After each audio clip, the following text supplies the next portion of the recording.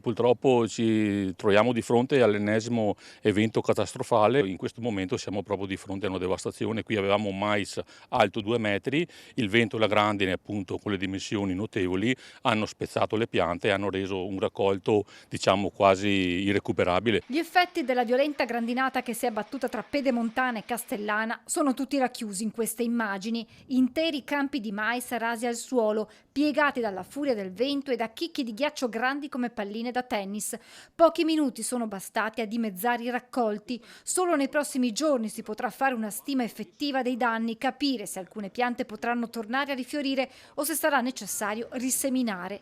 Dal Bassanese ad Altivole, Arcade e la zona sud di Montebelluna, circa 250 ettari coltivati pesantemente danneggiati, mais ma non solo. Tra una settimana cominciava la trebbiatura dell'orzo e del frumento, lì abbiamo in questa zona appunto una perdita del 90% del raccolto perché il grano era maturo. In questo campo di mais invece siamo a metà della levata, il raccolto è per agosto-settembre, però già qui possiamo quantificare una perdita di oltre il 50%. Le perdite nella produzione dei semi nativi ha ricadute anche sulla filiera zootecnica per l'alimentazione degli animali da carne e da latte. Mi sentivo anche prima con diverse stalle dove dicevano adesso che abbiamo appunto questi danni dobbiamo pensare per portare a casa qualcosa da mangiare per gli animali per il prossimo anno e dobbiamo pensare di riseminare e rifare ulteriormente le spese. Si è in tempo per farlo.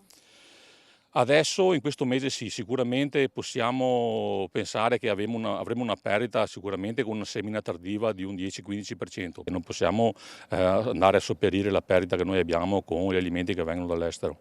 Il timore è che con l'estate alle porte questo possa essere solo il primo di altri eventi meteorologici estremi. E questi eventi climatici così devastanti non sono più limitati a zone ristrette, sono di ampia superficie.